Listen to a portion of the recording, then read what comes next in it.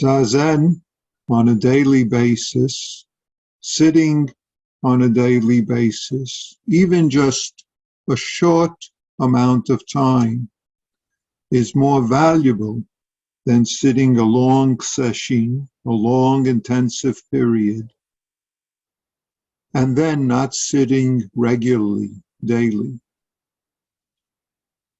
Of course, sitting one moment is one moment sitting, one moment Buddha. And yet, sitting on a daily basis creates and nurtures the habit and momentum of ongoing zazening, ongoing practice, which helps, so to speak, with self-centeredness, with habits of attachments, of greed, anger, delusions.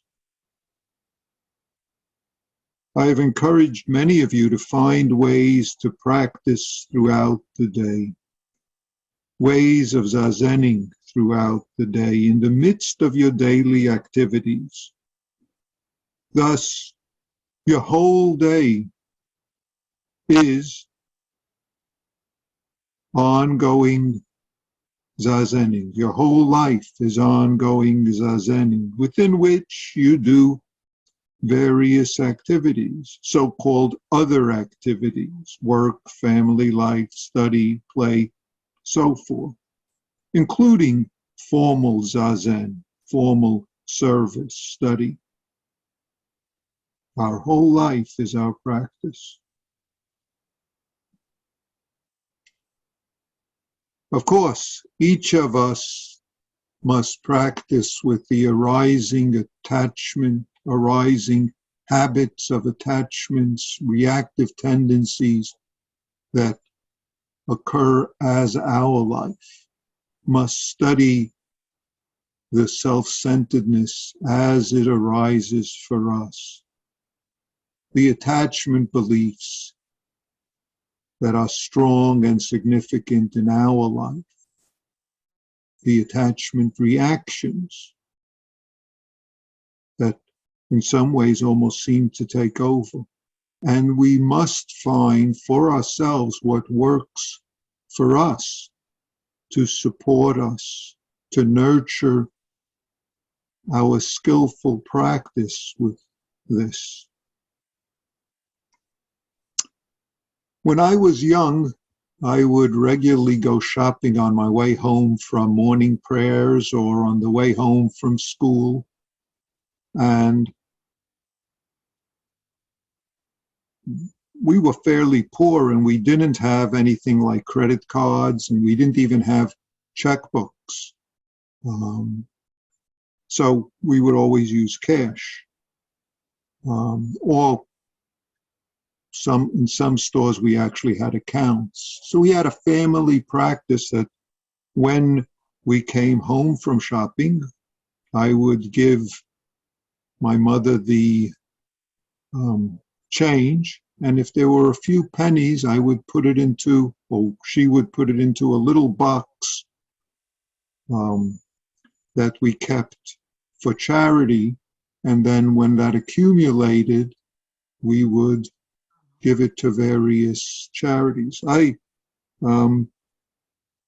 We actually did this when my father was alive too. My father died when I was about 6.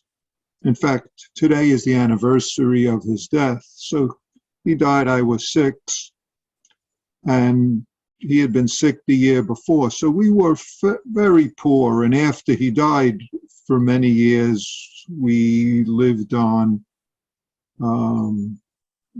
the Social Security that one received for widows and orphans.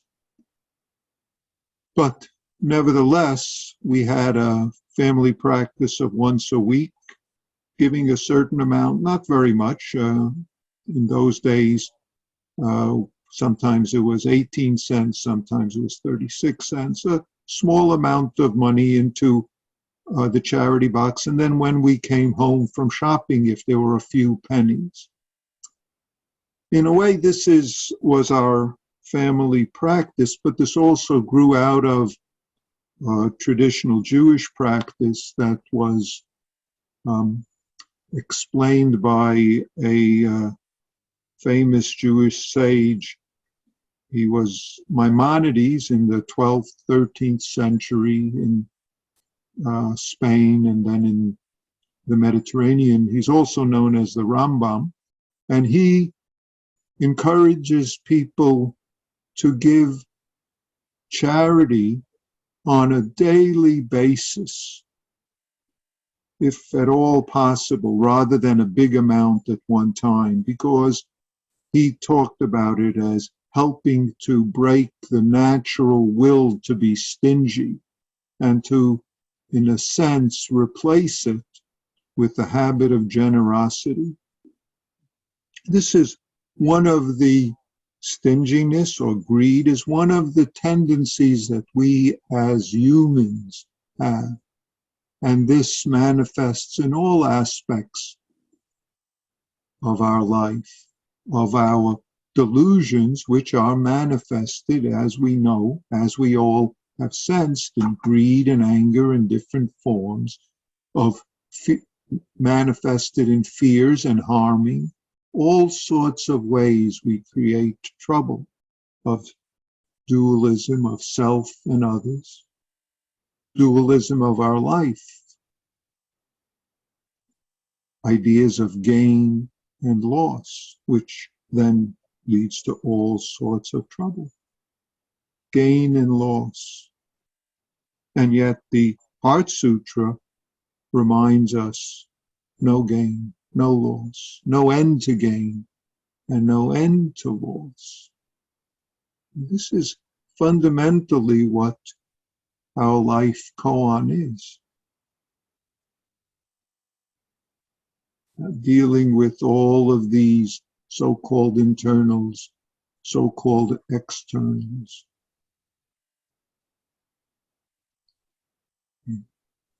Life as it is. And yet we discover in the midst of this life as it is, we keep discovering how we resist, want to change it as forms of greed, anger, delusions arise.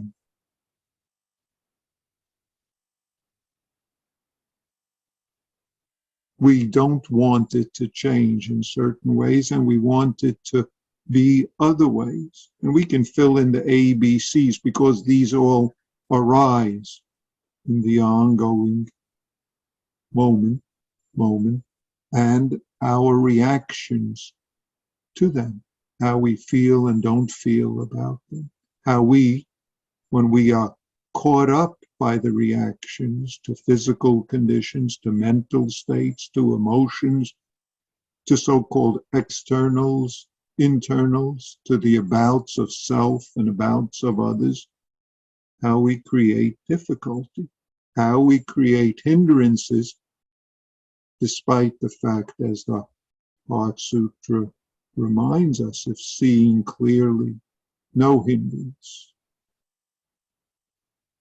And even though no hindrance, no end to hindrance. No fear, and yet no end to fear. This is really what our life practice is. This is the prajna paramita that lives the bodhisattva, that lives us. And that's where and how we make our practice of it.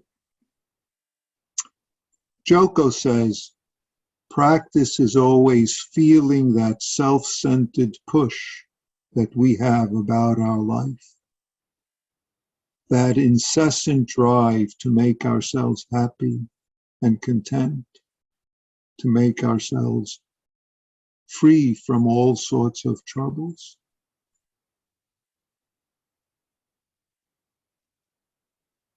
And she continues, I'm not saying not to do what we ordinarily can do, but the point is we can't do it completely. And that dissatisfaction poisons human life. that poisons our life.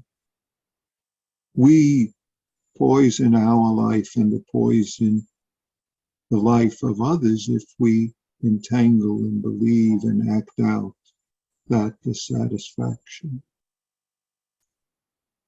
See, that last sentence is mine. See, this dissatisfaction that poisons life, to repeat the last part of her statement, is what we get to notice. And in a way, it's the encouragement for our practice, and it's the reminder to notice this so that we can be free of this poison. We can see the simplicity of living the life of this moment as is, life as is.